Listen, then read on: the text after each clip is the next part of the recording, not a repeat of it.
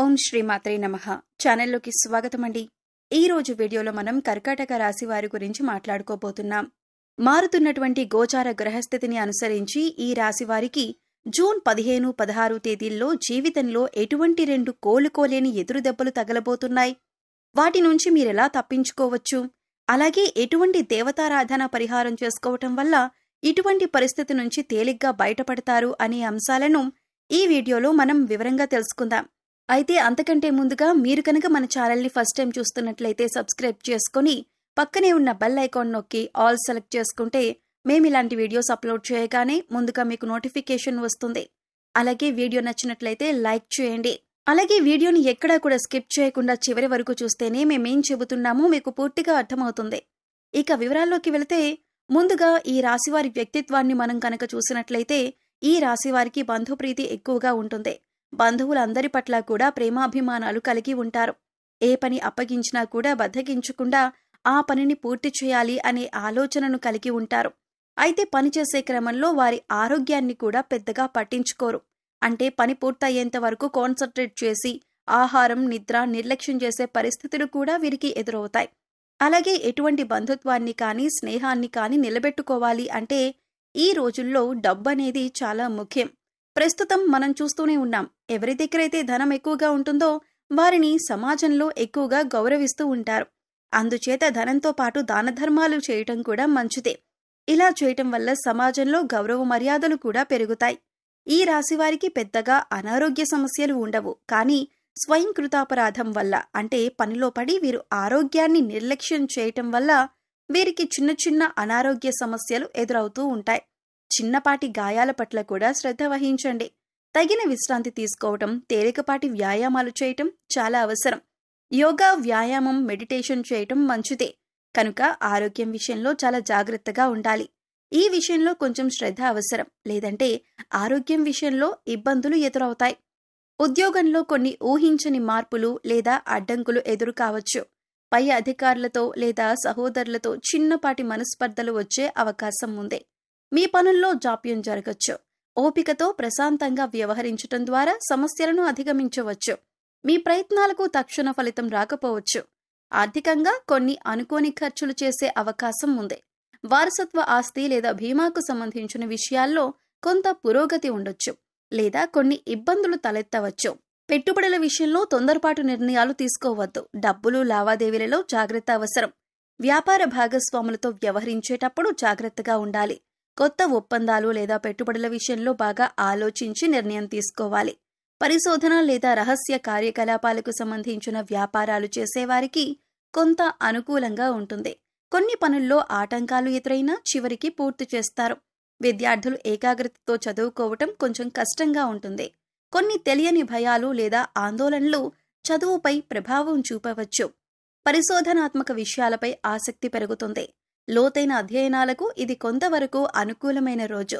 జీవిత భాగస్వామితో కొన్ని అపార్థాలు చోటు చేసుకునే అవకాశం ఉంది. లేదా వారి ఆరోగ్యం గురించి కొంచెం ఆందోళన చెందవచ్చు. ఒకరినొకరు అర్థం చేసుకోవటానికి ప్రయత్నించండి. అత్తమామలతో సంబంధాల్లో కొంత ఒత్తిడి ఉండవచ్చు. ప్రశాంతంగా మాట్లాడటం ముఖ్యం. మీ ప్రేమ సంబంధంలో కొన్ని రహస్యాలు బయటపడవచ్చు.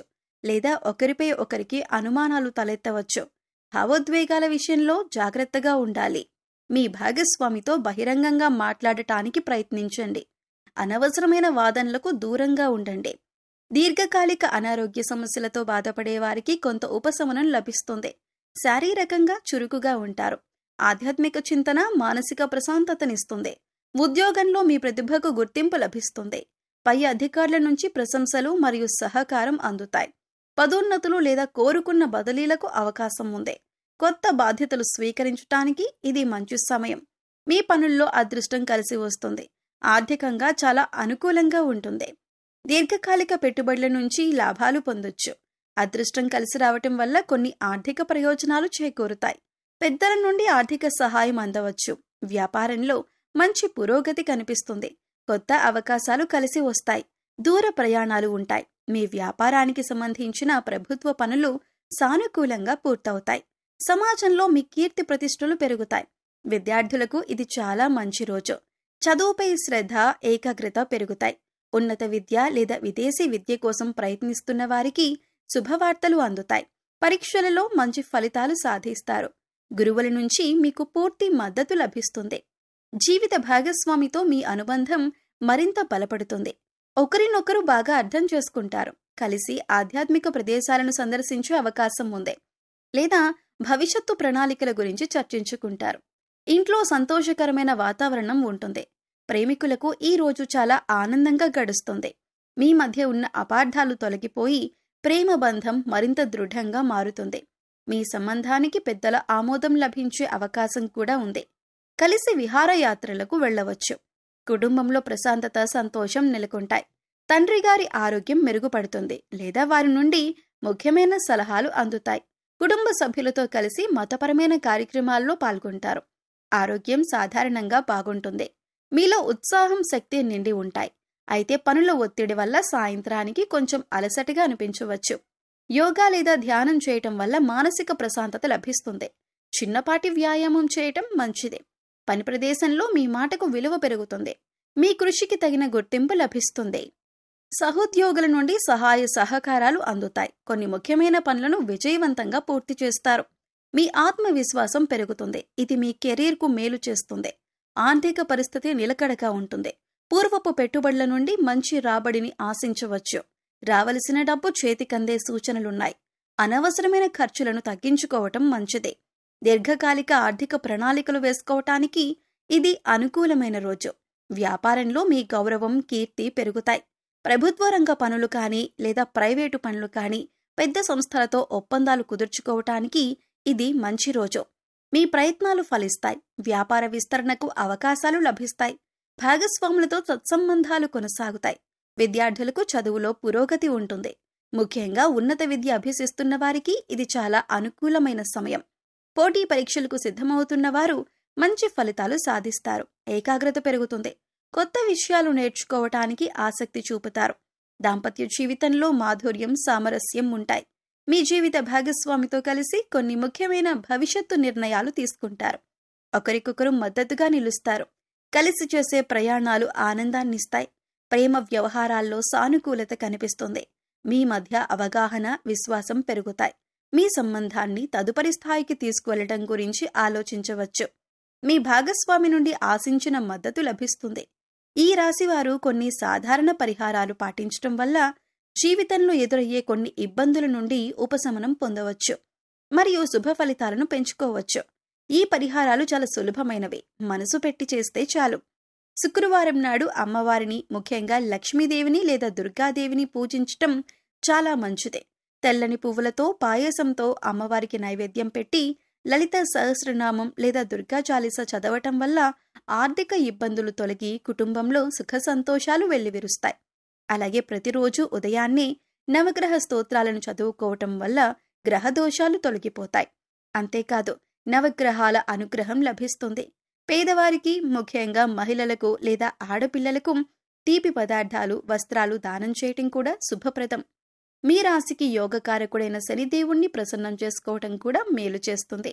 శనివారం శనిగ్రహం వద్ద దీపం వెలిగించటం, నల్ల నువ్వులు, నల్లని వస్త్రాలు దానం చేయటం మంచిది. హనుమాన్ చాలీసా పఠించటం వల్ల కూడా శని దోషాల ప్రభావం తగ్గుతుంది.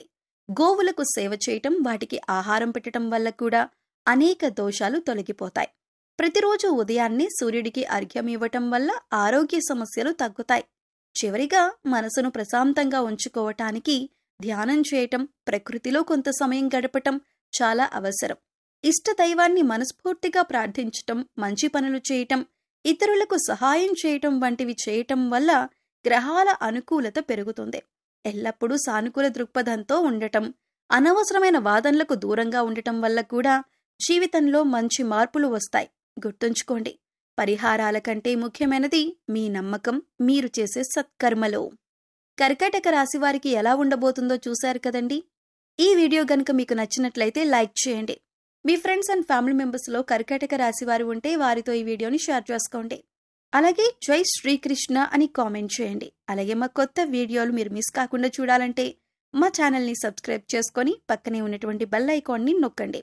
ధన్యవాదాలు.